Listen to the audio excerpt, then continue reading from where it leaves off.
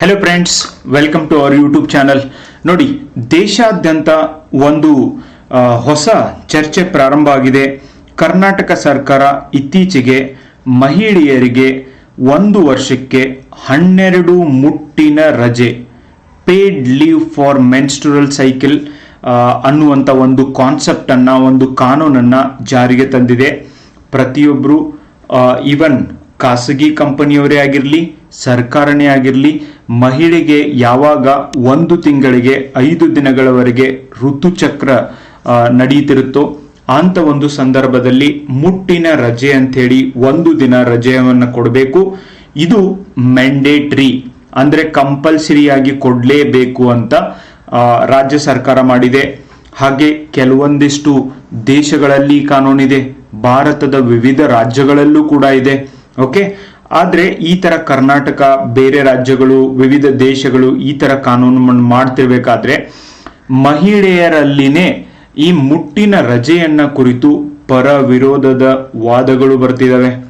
Okay, so one section of the society, woman ಹೇಳ್ತಿದ್ದಾರೆ ನಮಗೆ ಯಾವುದೇ ಕಾರಣಕ್ಕೂ ಮುಟ್ಟಿನ ರಜೆಯ ಅವಶ್ಯಕತೆ ಇಲ್ಲ ಅಂತ. ಯಾಕೆ ಅಂದ್ರೆ ನೋಡಿ, ಇವರ ವಾದ ಏನು ಅಂದ್ರೆ, ಒಂದ್ ಕಡೆಯಿಂದ ಮೊದಲೇ ಲೇಬರ್ ಒಂದು ಮೆನ್ ವುಮನ್ ರೇಷೋನ ನೋಡಿದ್ರೆ ಮಹಿಳಾ ಈ ಒಂದು ಅಧಿಕಾರಿಗಳಾಗಿರ್ಬೋದು, ಎಂಪ್ಲಾಯೀಸ್ ಆಗಿರ್ಬೋದು ಕಡಿಮೆ ಇದ್ದಾರೆ. ಆದ್ರಿಂದ ನಾವೇನಾದ್ರೂ ಮ್ಯಾಂಡೇಟ್ರಿ ಈ ರಜೆನ ಕೊಡ್ಲೇಬೇಕು, ಕಂಪಲ್ಸರಿ ರಜೆನ ಮಹಿಳೆಯರಿಗೆ ಈ ಮುಟ್ಟಿನ ಸಮಯದೊಳಗೆ ಕೊಡ್ಲೇಬೇಕು ಅನ್ನುವಂಥ ಕಾನೂನನ್ನ ತರೋದ್ರಿಂದ ಗ್ಯಾರಂಟಿ ಅಲ್ಲಿರುವಂತ ಬಾಸ್ಗಳಾಗಿರ್ಬೋದು, ಮಹಿಳೆಯರಿಗೆ ಯಾವಾಗ ಉದ್ಯೋಗವನ್ನ ಕೊಡಬೇಕಾಗಿರ್ತೈತಿ, ಮಹಿಳೆಯ ಬದಲಿ ಪುರುಷನಿಗೆ ಅವರು ಪ್ರಿಫರ್ ಮಾಡಬಹುದು. ಆದ್ದರಿಂದ ಉದ್ಯೋಗ ಅವಕಾಶಗಳು ಕಡಿಮೆ ಆಗ್ತವೆ. ಎರಡನೇದು, ಯಾವಾಗ ಒಬ್ಬ ಮಹಿಳೆ ಇದನ್ನ ಅವರ ಒಂದು ಕಚೇರಿಯಲ್ಲಿ ಬೇರೆಯವ್ರ ಮುಂದೆ ಹೇಳ್ಕೊತಿದ್ದಾರೆ ಇವರ ವೈಯಕ್ತಿಕ ವಿಷಯಗಳನ್ನ, ಇದನ್ನ ಮಿಸ್ಯೂಸು ಮಾಡ್ಕೋಬಹುದು ಅನ್ನೋದು ಇವರ ವಾದ ಆಗಿದೆ. ಅಂಡ್ ಇನ್ನು ಒಬ್ರು ಹೇಳ್ತಾರೆ, ಅರೆ ಮಹಿಳೆಯರಿಗೆ ಈ ತರ ಲೀವ್ ಕೊಡ್ತಾ ಇದ್ದೀರಾ, ಆದ್ರೆ ಇವತ್ತು PCOS PCOD ಅನ್ನೋ ಈ ತರ ಎಲ್ಲ ಹೆಲ್ತ್ ಇಶ್ಯೂಸ್ ಆಗ್ತಾ ಇರೋದ್ರಿಂದ ಬಹಳಷ್ಟು ಜನರಿಗೆ ಋತುಸ್ರಾವ ಆಗೋದಿಲ್ಲ, ಈ ಮುಟ್ಟು ಆಗೋದಿಲ್ಲ, ಆದ್ರೂ ಕೂಡ ಅವರು ರಜೆ ತಗೋಬಹುದು ಅಂಡ್ ಸುಮ್ನೆ ಹೇಳಿ ರಜೆ ತಗೋಬಹುದು. ಸೊ ಇದರ ಅವಶ್ಯಕತೆ ಭಾರತದೊಳಗೆ ಏನಿದೆ ಅಂತ ಒಂದು ಸೆಕ್ಷನ್ ಆಫ್ ದಿ ಮಹಿಳೆಯರು ಹೇಳ್ತಿದ್ದಾರೆ. ಇನ್ನೊಂದು ಸೆಕ್ಷನ್ ಮಹಿಳೆಯರು ಏನ್ ಹೇಳ್ತಿದ್ದಾರೆ, ಓಕೆ ನೋಡಿ, ಮಾನವೀಯತೆ ಅನ್ನೋದು ತುಂಬಾನೇ important. Of course we are enjoying womanhood, ಆದ್ರೆ ಆ ಒಂದು ಸಂದರ್ಭದಲ್ಲಿ, ಮುಟ್ಟಾದಂತ ಸಂದರ್ಭದೊಳಗೆ ನಮ್ಗೆ ಹೊಟ್ಟೆ ನೋವು ಬರುತ್ತೆ, ಹೊರಗಡೆ ಹೋಗಕ್ ಆಗೋದಿಲ್ಲ, ಹೋಗ್ಬೇಕು ಅನ್ಸೋದಿಲ್ಲ. ಅಂಡ್ ಮನೆ ಮತ್ತೆ ಕಚೇರಿ ಈ ಎಲ್ಲ ಸಂಬಂಧಗಳನ್ನ ಹೇಗೆ ಒಬ್ಳು ಮಹಿಳೆ ನಿಭಾಯಿಸಬಹುದು. ಆದ್ರಿಂದ ನಮಗ ಅಟ್ಲೀಸ್ಟ್ 5 ಡೇಸ್ ಅಲ್ಲಿ 3 ಡೇಸ್ ಆರ್ 2 ಡೇಸ್ ಆದ್ರೂ ರಜೆನ ಕೊಡ್ಲೇಬೇಕು. ಯೂಸಿಂಗ್ ಅ ಪಬ್ಲಿಕ್ ಟಾಯ್ಲೆಟ್ ಅಥವಾ ಆಫೀಸ್ ಒಳಗಿರುವಂತ ಟಾಯ್ಲೆಟ್ ಅನ್ನು ಉಪಯೋಗ ಮಾಡೋದು ಕೂಡ ಆ ಸಂದರ್ಭದೊಳಗೆ ಆಗದೆ ಇರುವಂತ ಒಂದು ಕತೆ ಅಂತ ಹೇಳ್ಬಿಟ್ಟು ಇವರು ಹೇಳ್ತಿದ್ದಾರೆ. ಹಿಂಗೆ ಪರ ಮತ್ತು ವಿರೋಧದ ವಾದಗಳು ಮಹಿಳೆಯರಲ್ಲೇ ಫಸ್ಟ್ಗೆ ಪ್ರಾರಂಭ ಆಗಿದ್ದಾವೆ. ಇದನ್ನ ಕುರಿತು ಕರ್ನಾಟಕ ಸರ್ಕಾರ 1 ವರ್ಷಕ್ಕೆ 12 ರಜೆ ಅಂತ ಹೇಳಿ ಒಂದು ಕಾನೂನನ್ನ ತಂದಿದ್ದಾರೆ. ಈಗ ಸುಪ್ರೀಂ ಕೋರ್ಟ್ ನಲ್ಲಿ ಚೀಫ್ ಜಸ್ಟಿಸ್ ಸೂರ್ಯಕಾಂತ್ ಹೇಳ್ತಿದ್ದಾರೆ, ಎಸ್, ನಾವೇನಾದ್ರೂ ಮ್ಯಾಂಡೇಟರಿ ಕಂಪಲ್ಸರಿ ಪೇಡ್ ಮೆನ್ಸ್ಟ್ರುರಲ್ ಲೀವ್ ಅಂತ ಮಾಡಿದ್ರೆ ಮಹಿಳೆಯರಿಗೆ ಇದರಿಂದ ಸಮಸ್ಯೆ ಆಗುತ್ತೆ, ಉದ್ಯೋಗ ಅವಕಾಶಗಳು ಸಿಗೋದಿಲ್ಲ ಅನ್ನೋದನ್ನ ಅವರು ಸುಪ್ರೀಂ ಕೋರ್ಟ್ ನ ಒಂದು ಪಬ್ಲಿಕ್ ಇಂಟ್ರೆಸ್ಟ್ ಲಿಟಿಗೇಷನ್ ಕೇಸ್ ಏನ್ ಬಂದಿದೆ ಅದನ್ನ ಕುರಿತು ಹೇಳುವಾಗ ಈ ಒಂದು ಜಜ್ಮೆಂಟ್ ಅನ್ನ ಕೊಟ್ಟಿದ್ದಾರೆ. ನಾನು ನಿಮ್ಗೆ ಯಾವ ರಾಜ್ಯದೊಳಗೆ, ದೇಶದೊಳಗೆ ಈ ತರ ಕಾನೂನು ಇದೆ ಅನ್ನೋದನ್ನ ಡೀಟೇಲ್ ಆಗಿ ಹೇಳ್ತೀನಿ guys. Before entering to that topic, ನಮ್ದು 8th ಬ್ಯಾಚ್ PSI ಮತ್ತು ESI ಈ ಒಂದು ಬ್ಯಾಚಸ್ಗಳು ಇದೇ ತಿಂಗಳು 25ನೇ ತಾರೀಕಿನಿಂದ, ಓಕೆ 25th ಇಂದ ಆನ್ಲೈನ್ ಮತ್ತು ಆಫ್ಲೈನ್, ಪೇಪರ್ 1 ಮತ್ತು ಪೇಪರ್ 2 ಎರಡೂ ಬ್ಯಾಚಸ್ಗಳು ಪ್ರಾರಂಭ ಆಗ್ತಿದ್ದಾವೆ. ಆನ್ಲೈನ್ ಮತ್ತು ಆಫ್ಲೈನ್. ಆಫ್ಲೈನು ಧಾರವಾಡದೊಳಗೆ ಅಂಡ್ ಆನ್ಲೈನು ನಮ್ಮ ಆ್ಯಪ್ ಇದೆ ಕನಮಡಿ ಇನ್ಸ್ಟಿಟ್ಯೂಟ್ ಅಂತ ಹೇಳಿ, ನೀವು ಅಲ್ಲಿ ಈ ತರಗತಿಗಳನ್ನ ತೆಗೆದುಕೊಳ್ಬಹುದು. ಎಸ್ಸೆ, ಟ್ರಾನ್ಸ್ಲೇಷನ್, ಪ್ರಿಸೈಸ್ ರೈಟಿಂಗ್ ಈ 3 ಸೆಗ್ಮೆಂಟ್ ಪೇಪರ್ 1 ನಲ್ಲಿ ಇರೋದನ್ನ ಕವರ್ ಮಾಡಿಕೊಡುತ್ತೆ. ಅಂಡ್ ಸೊ ಆಫ್ಲೈನ್ ಅಲ್ಲಿ ಪೇಪರ್ 2 ಕೂಡ ಇರುತ್ತೆ. ಆನ್ಲೈನ್ ಅಲ್ಲಿ ಈ ಸದ್ಯಕ್ಕೆ ಪೇಪರ್ 1 ಮಾತ್ರ ನಾವು ಕೊಡ್ತಾ ಇದೀವಿ. ಆದಷ್ಟು ಬೇಗ ಸಬ್ಜೆಕ್ಟ್ ವೈಸ್ ಟೆಸ್ಟ್ ಸಿರೀಸ್ ಮತ್ತು ನಿಮಗ ಈ ಕೋರ್ಸಸ್ಗಳು, ವಿವಿಧ ಕೋರ್ಸ್ಗಳು ಕೂಡ ಬರ್ತಾ ಇದಾವೆ. Paper 1 paper 2 test series, that to subject wise test series online ಕ್ಲಾಸಲ್ಲಿ ಬರ್ತಿದ್ದಾವೆ. ಯಾರ್ಯಾರಿಗೆ ಇಂಟ್ರೆಸ್ಟ್ ಇದೆ ಇವಾಗಿಂದನೇ ಅಡ್ಮಿಷನ್ ತಗೊಂಬೇಡಿ. ಆಲ್ರೆಡಿ ನಾನು ಕೋರ್ಸ್ನ ಕ್ರಿಯೇಟ್ ಮಾಡಿದ್ದೀನಿ. 8th batch start from 25th of this month. And ಕನ್ನಮಡಿ institute ಅಂತ ನೀವು ಗೂಗಲ್ ಪ್ಲೇ ಸ್ಟೋರಲ್ಲಿ ಹೊಡೆದ್ರೆ ನಿಮಗೆ ಸಿಗುತ್ತೆ. ಪ್ರಕರಣದ ಹಿನ್ನೆಲೆ ಏನು ನೋಡಿ. ಮಾರ್ಚ್ 2025 13ರಂದು ಸುಪ್ರೀಂ ಕೋರ್ಟ್ ಆಫ್ ಇಂಡಿಯಾನ 2 ನ್ಯಾಯಮೂರ್ತಿಗಳ ಪೀಠ ಮಹಿಳೆಯರು ಮತ್ತು ವಿದ್ಯಾರ್ಥಿನಿಯರಿಗೆ ಮುಟ್ಟಿನ ರಜೆ ಕಡ್ಡಾಯವಾಗಿ ನೀಡುವಂತೆ ಕಾನೂನು ಮಾಡಬೇಕು ಎಂದು ಸಲ್ಲಿಸಲಾದ ಅರ್ಜಿಯನ್ನ ಪರಿಗಣಿಸಲಾಯಿತು. ಓಕೆ, ಈ ತರ ಒಂದು ಪಬ್ಲಿಕ್ ಇಂಟ್ರೆಸ್ಟ್ ಲಿಟಿಗೇಷನ್ ಬಂದಿದೆ. ವಿದ್ಯಾರ್ಥಿನಿಯರಿಗೆ ಮತ್ತು ವರ್ಕಿಂಗ್ ಮಹಿಳೆಯರಿಗೆ ಕಂಪಲ್ಸರಿ ಲೀವ್. ಓಕೆ, ಈ ಒಂದು ಪೀಠದ ಅಧ್ಯಕ್ಷತೆಯನ್ನು ವಹಿಸಿದಂತ chief justice of India Surya Kant. So ಇವ್ರು ಹೇಳ್ತಾರೆ, ನ್ಯಾಯಾಲಯವು ಹೇಳಿದ ಮುಖ್ಯ ಅಂಶ ಎಂದರೆ ಮಹಿಳೆಯರ ಸಮಸ್ಯೆ ಪರಿಹರಿಸಲು ತರಲಾಗುವ ಕೆಲವು ನೀತಿಗಳು ಕೆಲವೊಮ್ಮೆ ಅವರ ಉದ್ಯೋಗ ಅವಕಾಶಗಳನ್ನು ಕಡಿಮೆ ಮಾಡುವ ಅಪಾಯವನ್ನುಂಟು ಮಾಡುತ್ತವೆ. ಆದ್ದರಿಂದ ಮಹಿಳೆಯರಿಗೆ ರಜೆ ಕೊಡಬೇಕು ಅಂತ ಇತ್ಲ, ಮುಟ್ಟಿನ ರಜೆ ಮೆಂಡೇಟರಿ ಮಾಡಬೇಡ್ರಿ, ಕಂಪಲ್ಸರಿ ಮಾಡಬೇಡ್ರಿ ಅಂತ ಹೇಳಿ ಇವರ ಒಂದು ವಾದ ಆಗೈತೆ. ಓಕೆ, ನ್ಯಾಯಾಲಯದ ಪ್ರಕಾರ ನೋಡಿ, ಅವರ ಅಭಿಪ್ರಾಯದ ಪ್ರಕಾರ ಮುಟ್ಟಿನ ರಜೆಯನ್ನು ಕಡ್ಡಾಯವಾಗಿ ಕಾನೂನುಗೊಳಿಸಿದರೆ ಕೆಲವು ಅನಾಹುತಗಳು ಆಗಬಹುದು. ಮುಖ್ಯ ಕಾರಣ ಏನಂದ್ರೆ ಖಾಸಗಿ ಕಂಪನಿಗಳು ಮಹಿಳೆಯರನ್ನ ನೇಮಕ ಮಾಡಲಿಕ್ಕೆ ಹಿಂಜರಿಬಹುದು. ನೆಕ್ಸ್ಟ್, ತಿಂಗಳಿಗೆ 1 ದಿನ ಹೆಚ್ಚುವರಿ ರಜೆ ನೀಡಬೇಕಾಗುತ್ತದೆ ಎಂಬ ಕಾರಣದಿಂದ ಪುರುಷನನ್ನ ನೇಮಕ ಮಾಡಬಹುದು. ಅಂಡ್ ಮಹಿಳೆಯರಿಗೆ ಹೆಚ್ಚು ಮುಖ್ಯ ಹುದ್ದೆಗಳು ಮತ್ತು ದೊಡ್ಡ ಜವಾಬ್ದಾರಿಗಳನ್ನು ನೀಡದೇ ಇರಬಹುದು. ಓಕೆ, ಅದನ್ನ ನೀಡಲಿಕ್ಕೆ ಹಿಂದೇಟ್ ಹಾಕಬಹುದು.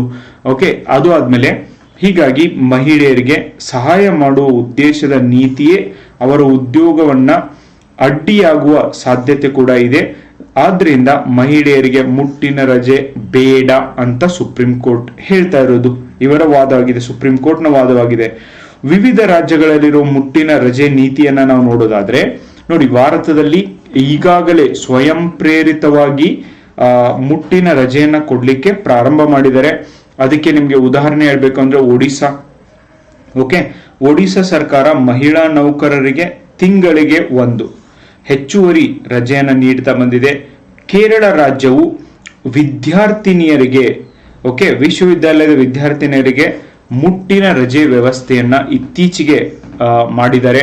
ಅಂಡ್ ಕರ್ನಾಟಕ ರಾಜ್ಯ ಕೂಡ 1 ತಿಂಗಳಿಗೆ 1 ದಿನ ಎಂಬಂತೆ ಸಾರ್ವಜನಿಕ ಮತ್ತು ಖಾಸಗಿ ಕೆಲಸದಲ್ಲಿರುವಂತ ಮಹಿಳೆಯರಿಗೆ 1 ದಿನ ಮುಟ್ಟಿನ ರಜೆಯನ್ನ ಆದೇಶವನ್ನ ರೀಸೆಂಟ್ಲಿ ಹೊರಡಿಸಿದೆ.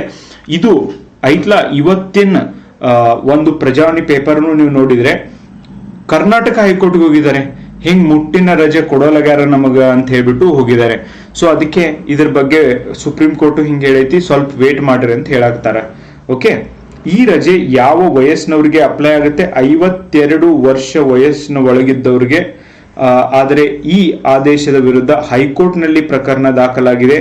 ಏಕೆಂದರೆ ಕೆಲವು ಮಂದಿ ಇದರಿಂದ ಖಾಸಗಿ ಸಂಸ್ಥೆಗಳು ಮಹಿಳೆಯರನ್ನ ನೇಮಕ ಮಾಡಲು ಹಿಂಜರಿಯುವ ಒಂದು ಡೆಫಿನೆಟ್ಲಿ ಸಂದರ್ಭ ಬಂದಿದೆ ಅಂತ ಬಂದೇ ಬರುತ್ತೆ. ಸರ್ಕಾರದ ಪತ್ರ. ನ್ಯಾಯಾಲಯ ಹೇಳಿದಂತೆ ಈ ವಿಷಯದಲ್ಲಿ ನೇರವಾಗಿ ನ್ಯಾಯಾಲಯ ತೀರ್ಪು ನೀಡುವುದಕ್ಕಿಂತ ಸರ್ಕಾರವೇ ಸಮಗ್ರ ನೀತಿ ರೂಪಿಸಬೇಕು. ಈ ನೀತಿಯನ್ನ ರೂಪಿಸುವಾಗ ಸರ್ಕಾರವು ವಿವಿಧ ಹಿತಾಸಕ್ತಿಗಳೊಂದಿಗೆ, ಸ್ಟೇಕ್ ಹೋಲ್ಡರ್ಸ್ ಒಂದಿಗೆ ಚರ್ಚೆ ಮಾಡಬೇಕು. ಅವರೊಳಗೆ ಉದ್ಯೋಗದಾತರು, ಯಾರು ಉದ್ಯೋಗವನ್ನು ಕೊಡ್ತಿದ್ದಾರೆ ಅವರು, ಮಹಿಳಾ ಸಂಘಟನೆಗಳು ಮತ್ತ ವೈದ್ಯರ ಜೊತೆನೂ ಕೂಡ ಇದ್ರ ಬಗ್ಗೆ ಕೂಲಂಕುಷವಾಗಿ ವಿಚಾರ ಮಾಡಬೇಕು. ಕಾರ್ಮಿಕ ಸಂಘಟನೆಗಳಾಗಿರ್ಬೋದು. ಅಂದ್ರೆ ಏನು?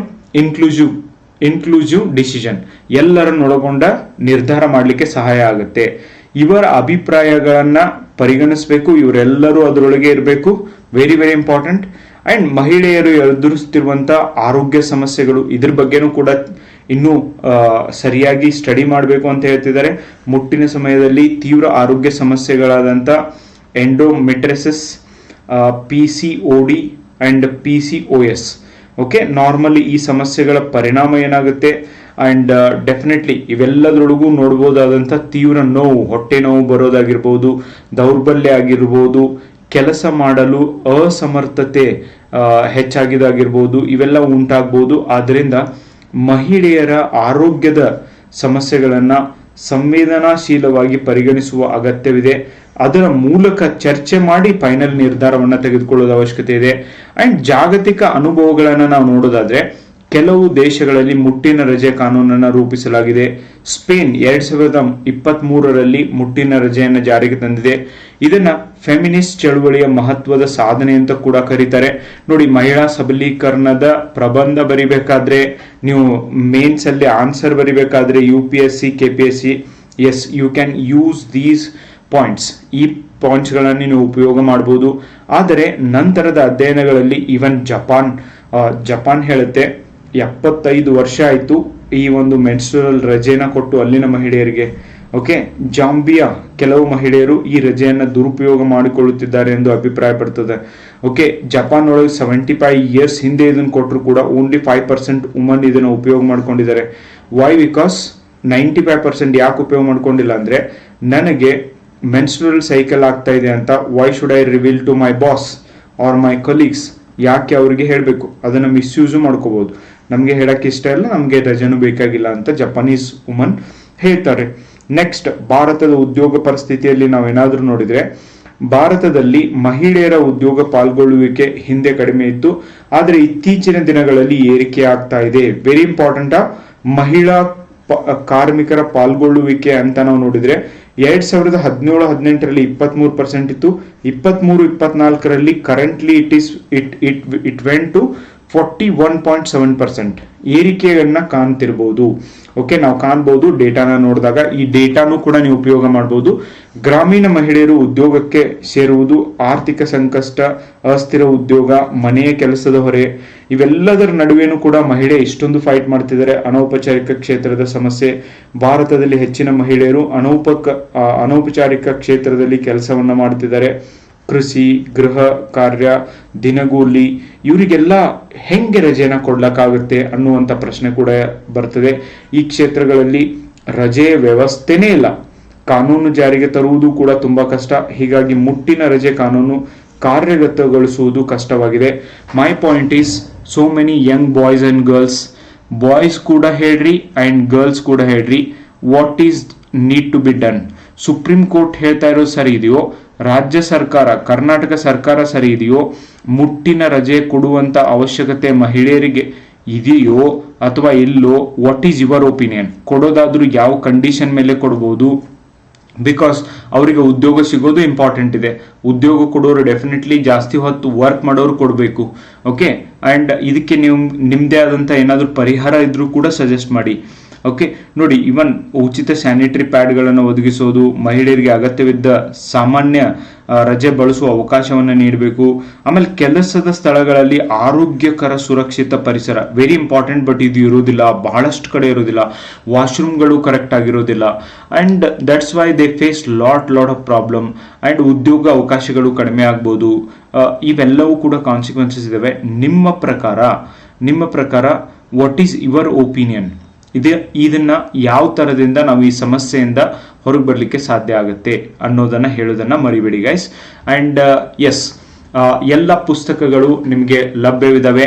ಪ್ರಬಂಧ ಪುಸ್ತಕ 50 ಪ್ರಬಂಧಗಳ ಕನ್ನಡ ಮಾಧ್ಯಮ ಪುಸ್ತಕ ಅವೈಲೇಬಲ್ ಇದೆ. ಭಾಷಾಂತರ ಸಾರಾಂಶ ಬರವಣಿಗೆ ಪುಸ್ತಕ ಇದೆ. ಇಂಗ್ಲಿಷ್ ಮೀಡಿಯಂ ಅವೈಲೇಬಲ್ ಇದೆ. ಈವನ್ ಕ್ವಶನ್ ಬ್ಯಾಂಕು ಕೂಡ ನಿಮಗೆ 25th ಆಫ್ ದಿಸ್ ಮಂತ್ ಇಂದ ಸಿಗುತ್ತೆ. Okay, so you can purchase question bank. English grammar book ಕೂಡ ರೆಡಿ ಆಗ್ತಾ ಇದೆ. ಇಂಗ್ಲಿಷ್, ಕಂಪ್ಯೂಟರ್, ಕನ್ನಡ ಪುಸ್ತಕ ರೆಡಿ ಆಗ್ತಾ ಇದೆ. ಸೊ ನಿಮಗೆ ಹಲವಾರು ಪುಸ್ತಕಗಳು upcoming all the state government exams. Okay, for example PCಗೂ ಕೂಡ ಕ್ವಶನ್ ಬ್ಯಾಂಕ್ ಬಿಡುಗಡೆ ಮಾಡ್ತಾ ಇದ್ದೀವಿ. ಅದು ಸುಮ್ಮನೆ ಕ್ವಶನ್ ಬ್ಯಾಂಕ್ ಅಲ್ಲ, ನೀವೇ ನೋಡುವಂತ್ರಿ ಯಾವ ಥರ ಡಿಫ್ರೆಂಟ್ ಆಗಿರುತ್ತೆ. So this is what Kanamadi institute locating in Dharwad. Guys, ಯಾರ್ಯಾರಿಗೆಲ್ಲ ಕೋಚಿಂಗ್ ತಗೋಬೇಕು ಅಂತ ಇದೆ, yes, you can come and contact us. Saptapur ಬಾವಿ ಹತ್ತಿರ ನಮ್ಮ ಸಂಸ್ಥೆಯ ಒಂದು ಕಚೇರಿ ಇದೆ. ನೀವು ಬಂದು ಇಲ್ಲಿ ಭೇಟಿಯನ್ನು ನೀಡಬಹುದು. ಆನ್ಲೈನ್ ಮುಖಾಂತರ ಕೂಡ ಅಡ್ಮಿಷನ್ ತಗೊಳ್ಳೋರು ತಗೋಬಹುದು. ಕನ್ನಂಬಾಡಿ ಇನ್ಸ್ಟಿಟ್ಯೂಟ್ ಅಂತ ನಮ್ಮದು ಆ್ಯಪ್ ಇದೆ. ಆ್ಯಂಡ್ ಇದ್ರ ಬಗ್ಗೆ ನಿಮ್ಮ ಒಪಿನಿಯನ್ ಹೇಳೋದನ್ನು ಮರಿಬೇಡಿ. Thank you so much for watching the video. Bye, take care.